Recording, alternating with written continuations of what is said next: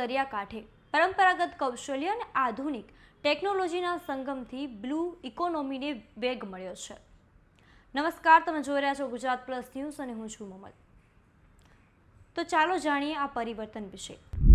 ગીર સોમનાથના દરિયાકાંઠે પરંપરાગત કૌશલ્ય અને આધુનિક ટેકનોલોજીના સંગમથી બ્લુ ઇકોનોમીને વેગ મળ્યો છે। રાજ્ય સરકાર દ્વારા નવી બોટો બનાવવા માટે મળતી 50% સુધીની સબસિડી અને આધુનિક ફાઇબર બોટ્સના નિર્માણથી માછીમારોની સુરક્ષા અને આવક બંનેમાં મોટો ઉછાળો આવ્યો છે। આ સરકાર પ્રોત્સાહનના કારણે દરિયાકાંઠાના પરિવારો માટે આજીવિકાના નવા દ્વાર ખુલ્યા છે। બ્લુ ઇકોનોમી હેઠળ વિકાસથી આ ટેકનોલોજી દરિયામાં વધુ ટકાઉ અને સુરક્ષિત સાબિત થઈ રહી છે। નવી બોટોનું નિર્માણ, એન્જિન અને જીપીએસસી સિસ્ટમ પર મળતી મતબાર સબસિડીના કારણે સ્થાનિક માછીમારો હવે ઓછા ખર્ચે આધુનિક સાધનો અપનાવી રહ્યા છે।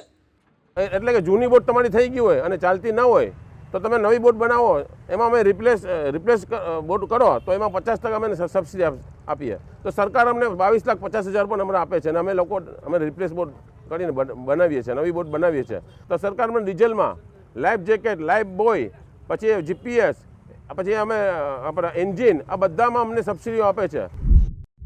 જે ફાઇબરની બોટોથી ઘણો બધો ફાયદો થાય છે કે હવામાન સાયક્લોન આવે છે ત્યારે લાકડાની બોટમાં એકબીજા ટુકડાને લઈને જોઈન્ટ કર્યું હોય છે, એનાથી સમુદ્રનું પાણી અંદર પ્રસાર થાય છે અને પ્રમાણ વધી જાય છે। તેને થોડુંક અમને રિસ્કી થઈ જતું હતું, પણ એ રિસ્કને ટાળવા માટે કરીને ફાઇબર બોટ બનવામાં આવી અને ફાઇબર બોટથી એ રિસ્કને ટાળી શક્યા છે અને એ અમને બદલાવ આવ્યો છે અને બહુ સારો બદલાવ આવ્યો છે।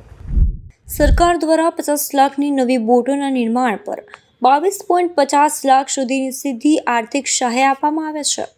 આર્થિક લાભની સાથે ફાઇબર બોટ સુરક્ષાની દ્રષ્ટિએ પણ શ્રેષ્ઠ છે।